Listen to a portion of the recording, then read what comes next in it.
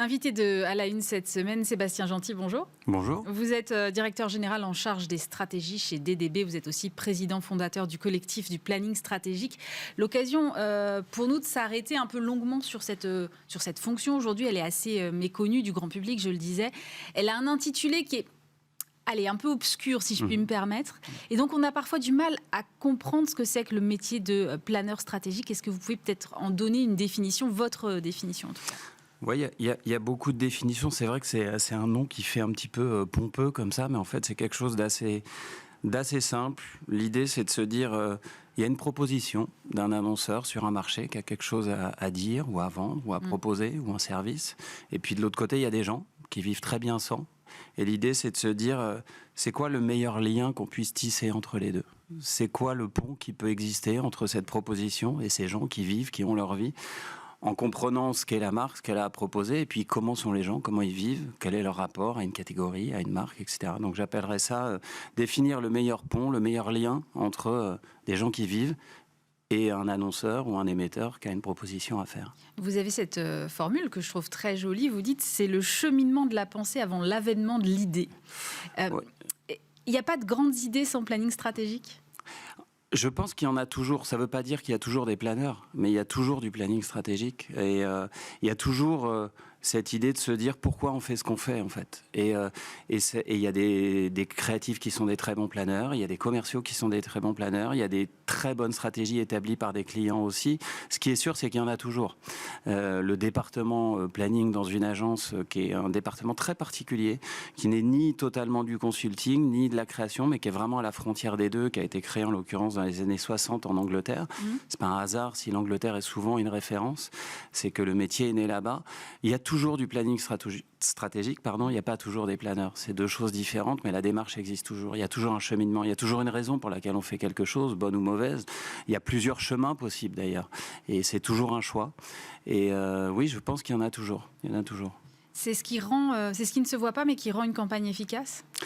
Oui, c'est définir quand c'est bien fait, que ce soit encore une fois par des décisions et des discussions entre un client, des créatifs, des commerciaux, des planeurs. De toute façon, c'est définir la bonne zone de travail, celle qui a un potentiel effectivement d'expression, mais qui a aussi une justesse dans l'endroit où elle se place, dans ce qu'elle veut dire et le message qu'elle veut délivrer.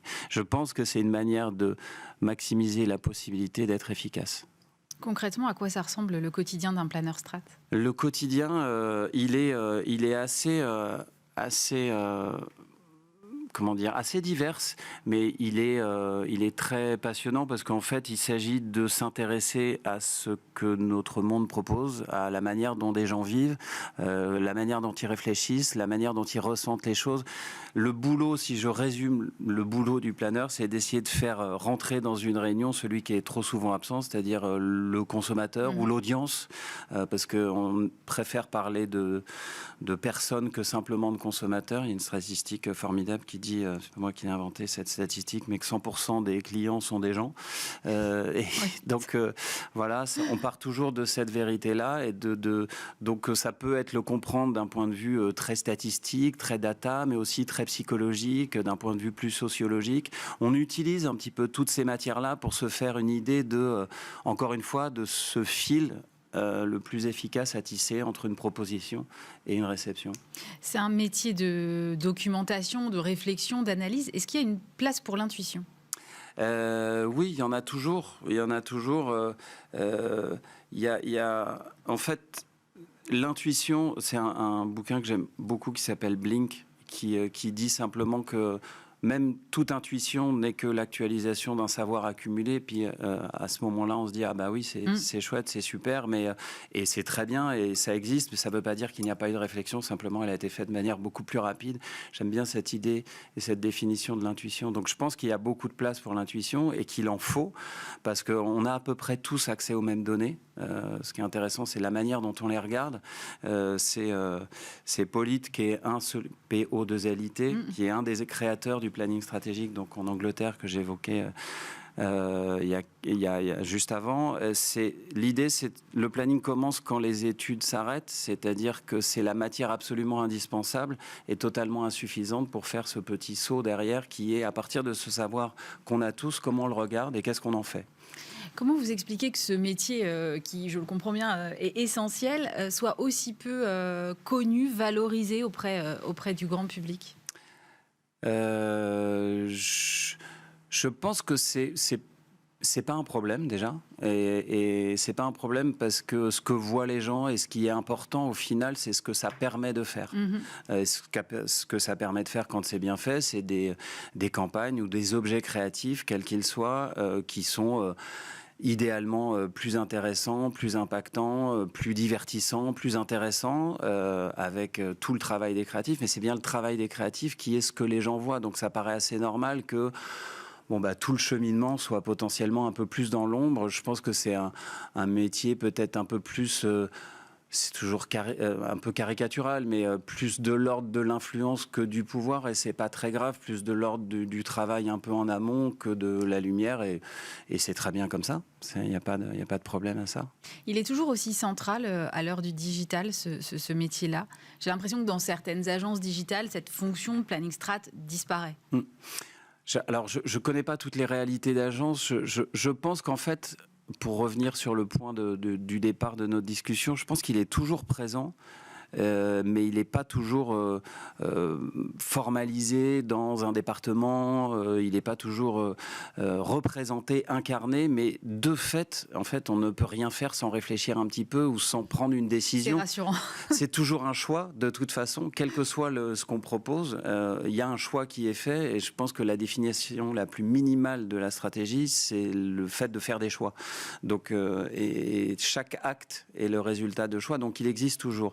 Après, est-ce qu'il évolue dans sa manière d'être pratiqué ? Je pense que oui, mais selon moi et selon nous, parce que c'est un collectif, ce pourquoi je suis là aujourd'hui, il évolue, mais il est le même dans ses fondamentaux. Quand je disais tout à l'heure, le but, c'est de faire exister et de prendre en considération celui qui n'est jamais dans les salles de réunion, c'est-à-dire l'audience, les gens, les clients, les consommateurs, peu importe comment on les appelle. C'est simplement que la manière de les comprendre peut évoluer. Peut-être il y a 20 ans, on ne faisait que des groupes Kali et puis du Quanti. Et puis aujourd'hui, on peut regarder ce qui se passe sur les réseaux sociaux. Et puis on peut faire de la data. Et puis on peut regarder un peu d'IA aussi pour essayer de comprendre les gens. À la croisée de tous ces regards, on peut avoir une connaissance peut-être plus fine. Donc la manière de comprendre les gens peut évoluer. On a plus d'outils, plus de moyens. Et puis la manière de les toucher aussi évolue. Mais on va dire que les fondamentaux et les principes du planning, selon moi, n'évolue pas tant que ça. Vous avez mentionné l'IA, ça peut être, j'imagine, une aide assez importante dans un métier comme le vôtre. Il faut quand même compiler, vous le dites, de la data, des études, beaucoup de choses. Oui, ça peut être une aide. Je pense que on se demande souvent quel peut être le rôle de l'IA dans un métier comme celui-là. Je pense que c'est même difficile d'envisager ses limites, et je pense que même la réponse que je fais aujourd'hui est obsolète dès demain. La manière dont on peut l'utiliser aujourd'hui, elle est intéressante. Si je pense aux formes d'IA qu'on connaît aujourd'hui qui sont les plus accessibles, en début de process, c'est-à-dire de débroussailler un sujet pour voir les conventions d'un sujet, puisque ça ramasse tout ce qui existe déjà. Donc tout ça est intéressant pour se faire une vision rapide, et puis parfois même en fin de process pour des formulations, pour des choses comme ça. Au milieu, qui est cette phase de maturation et plus de choix. Là, je vois moins aujourd'hui la possibilité de l'utiliser, mais c'est certainement la limite de mon regard qui fait que je ne vois pas son usage. Aujourd'hui, je le vois beaucoup en début et en fin de process comme très utile. On va venir sur le collectif du planning stratégique que vous avez fondé, je crois, en 2018. Ça doit être ça. C'est ça. Ouais. Quel était l'objectif ? Quel est toujours d'ailleurs l'objectif de ce collectif ? L'objectif, ça part d'une envie. En fait, ça part de l'Angleterre et d'une envie et d'un début de carrière en ce qui me concerne, où j'ai beaucoup utilisé, j'ai été beaucoup inspiré par quelque chose qui s'appelle les APG, Account Planning Group, qui existe en Angleterre depuis 30 ans maintenant, qui m'a beaucoup aidé parce que ça me rendait très concret le métier. Quand j'ai commencé et j'ai fait ma carrière, j'ai évolué, puis à un moment je me suis dit ce serait sympa que ce que j'ai apprécié d'avoir eu accès à ça, de faire exister en France. Il y a suffisamment de belles choses, de gens qui font des choses très intéressantes pour faire exister une sorte d'équivalent. Donc le départ, c'était ça, c'était transmettre et partager. Et puis je pense qu'il y avait aussi l'idée de rendre visible, on en parlait au départ, une démarche, encore une fois, pas un département, pas des gens, mais une démarche très spécifique aux agences. Je pense qu'il y ait ce à quoi on passe à peu près 80% de notre temps, c'est-à-dire à se demander qu'est-ce qu'on fait, pourquoi on le fait et pourquoi on le ferait, pourquoi on arrive à cette idée. C'est les discussions qui sont à peu près 80% de notre temps, je pense, en agence, ou avec nos clients, ou avec...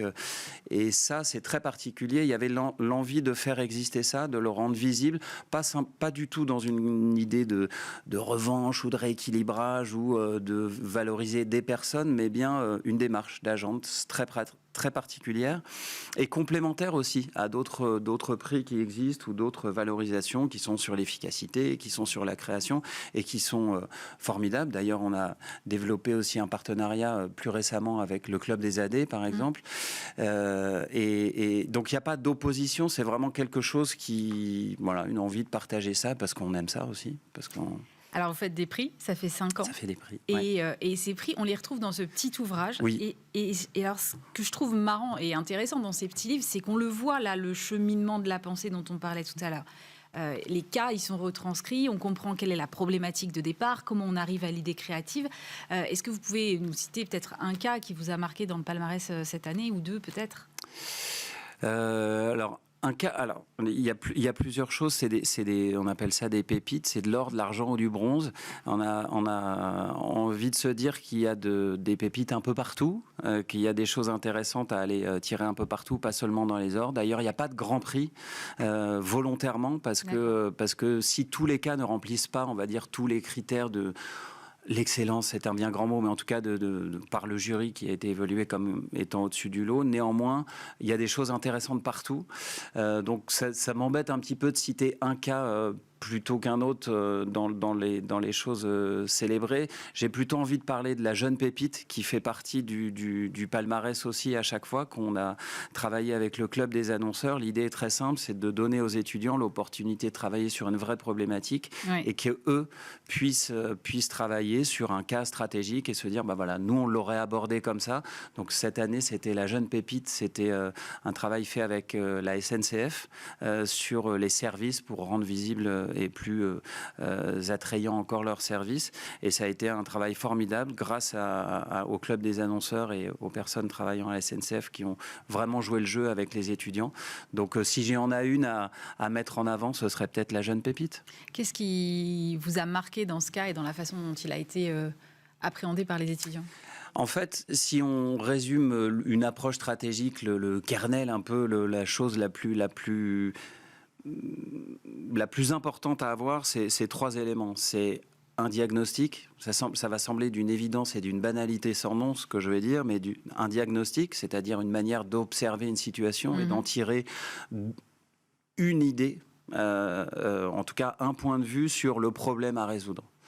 C'est quoi le problème majeur à résoudre ? Le problème n'étant pas un objectif, c'est des parts de marché, etc. Ça, c'est jamais un problème à résoudre, c'est un objectif. Voilà.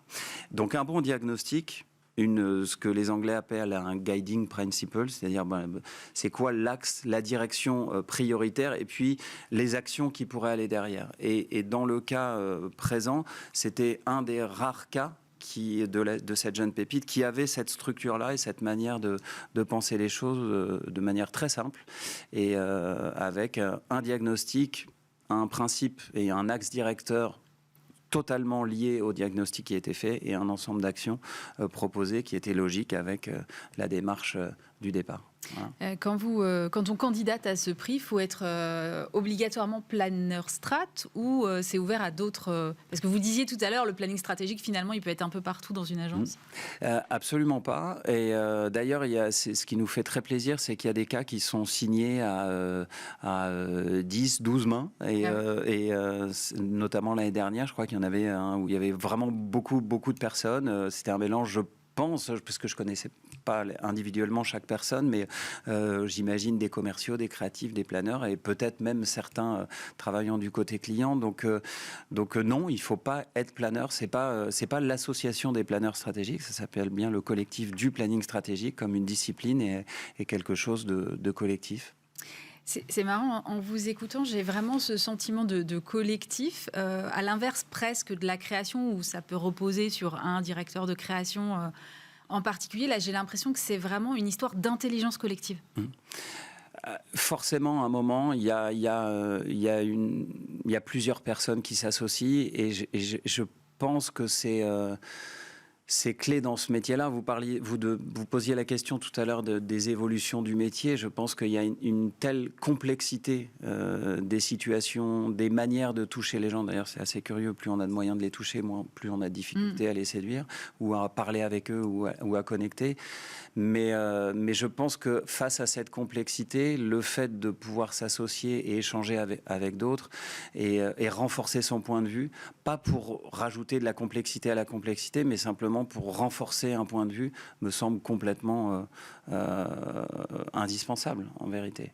Complètement indispensable. Et je pense qu'en plus, même par rapport aux jeunes générations, c'est moins impressionnant, c'est moins oppressant de se dire en fait on est plusieurs, quoi. On trouve à plusieurs, on gagne à plusieurs, on perd à plusieurs et ça me semble être beaucoup plus sain. Je ne sais pas si c'est très différent finalement dans la création, parce que dans la création, il y a aussi des gens qui produisent et puis il y a des gens qui vendent et puis il y a des gens qui le font exister et puis c'est des efforts sur la durée finalement et on porte pas un drapeau tout seul en fait. Ouais. Vous parlez de la jeune génération, vous parliez juste avant de la jeune pépite. La jeune génération, elle est attirée aujourd'hui par ces métiers-là ? Alors, c'est ce métier du planning stratégique, j'ai la sensation, oui, qu'il attire encore. Il est un peu méconnu. C'est aussi une des raisons de l'existence de ce prix, de ce format, de ce petit livre qui trouve sa place dans quelques bibliothèques d'école et ça nous fait assez plaisir. On fait des interventions, pas moi uniquement, mais aussi d'autres membres fondateurs du collectif, dans des écoles pour expliquer la démarche. Parfois, il y a des découvertes, c'est-à-dire que ce métier n'est pas du tout connu et dès qu'on en parle un petit peu, c'est vrai que ça génère beaucoup d'intérêt. Donc, ouais, en tout cas, à l'agence, on n'a pas de problème pour avoir beaucoup de candidats, plutôt plus de demandes que d'offres, malheureusement. Mais c'est un peu la règle du jeu. Mais je ne vois pas aujourd'hui de défaillance du point de vue du désir, en tout cas sur ce métier. Ce qui est plutôt une bonne nouvelle. C'est plutôt chouette, ouais. Voilà. Pour terminer, vous allez relancer l'édition 2024, j'imagine, du prix du Planning Strat. On en est où ? On en est, ça y est, c'est lancé, les inscriptions sont ouvertes, tout le monde peut remettre ses quelques pages de la petite histoire de sa stratégie ou de son idée à partir d'aujourd'hui, même je crois que ça a commencé dès la semaine dernière, et on a jusqu'au 28 février 2024 pour remettre son cas. Alors voilà, c'est parti, c'est maintenant. C'est simple, on va sur le site collectif du planning stratégique et il y a un dossier d'inscription. Ce qui va arriver dans les semaines, mois à venir, c'est la définition du grand jury, parce qu'il y a 2 jurys qui sont faits pour faire la sélection. Mais là, c'est maintenant, c'est simple. Et il n'y a aucune barrière à l'entrée, c'est-à-dire qu'il n'y a pas de prix prohibitif, il n'y a pas de difficulté dans les cas où il faudrait faire des vidéos, c'est du texte, ça peut être du Word ou du texte edit. Pas de pub pour les logiciels, mais c'est simplement pour signifier la simplicité du format. Il faut juste écrire et voilà, c'est sur le plus simple possible. Tout le monde peut y participer. Et ben voilà, le message est passé. Merci beaucoup Sébastien Gentil. Je rappelle que vous êtes directeur général en charge des stratégies chez DDB et président fondateur du collectif du planning stratégique.